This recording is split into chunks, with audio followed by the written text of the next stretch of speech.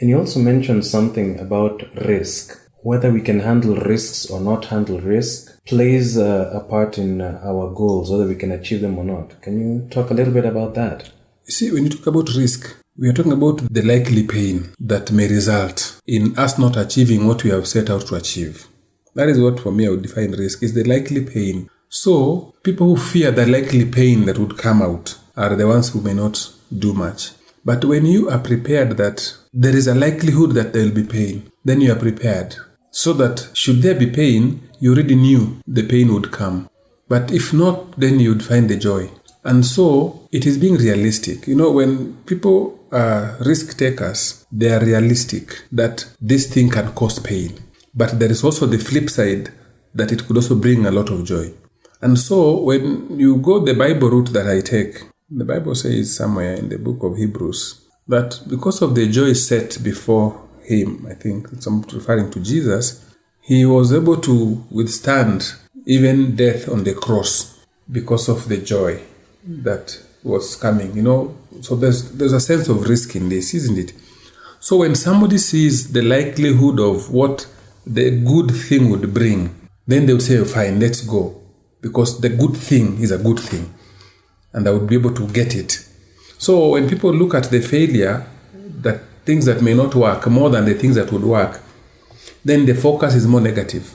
So when you have a positive focus and seeing, what if this thing works? Then there are many good things. I'll tell you, simply, even marriage is a very risky thing. But the statistics is that more people are getting married than those who are not. So that's already a good thing about it. And there are people who feel like, hey, marriages these days are not working. So suppose you get married and it doesn't work. A year goes before they are married. Then another year goes, they say, this thing is not working. Suppose it doesn't work. 2 years have gone. But there are those who started and they are going on. Now, if it doesn't work, at least they were there for a year. They will have learned what they didn't do right than this person who has not tried at all. You get, so when you go in with a positive focus, then you think of things that you need to do to make it positive. Other than, this thing may fail. And so you are thinking of, failure. So when you think of it not working, then your focus is more on it not working. But if your focus is on it working, then you'll be more positive in your thoughts about it working. So that if anything may happen for it not to work, it's like, but what can I do for it to work? So you see, you're only thinking, what can I do? You see, if you say, there are thieves, people will steal your thing, then think, what can I do to minimize that theft? And so because it has to work. So you are thinking, how do I minimize that? People invest in CCTV, people invest in security. If I'm employing people, they don't handle cash, I'll have a till number, money will, how do I avoid them stealing from me? You see, because cashiers, they'll steal from you. Okay, fine, then tell them not to handle cash. People will pay by M-Pesa, so they'll pay till number, or if they have to pay what.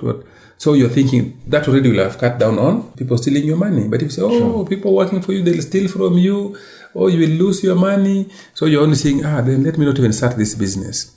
But if this must work, are there other ways people can get? You see, like schools, they say, pay to the bank, bring the bank slip, isn't it? We don't handle cash. Because handling cash is what makes it to be stolen, to be lost, and all those things. So you say, here, we don't handle cash. People will pay using Visa card. Invest in the swiping thing. People will come and they'll pay. And again, you realize, no, not many people now walk around with a lot of money. So when you do that, you're already making it easier for them. Because if they have to pay in cash, then they have to withdraw money. I don't know where to. So there's like, isn't there another option for me to make payments? So if you make the paperless payment, then you're also increasing your likelihood of getting a certain clientele. So those are the issues. So people who fear failure, they focus on failure.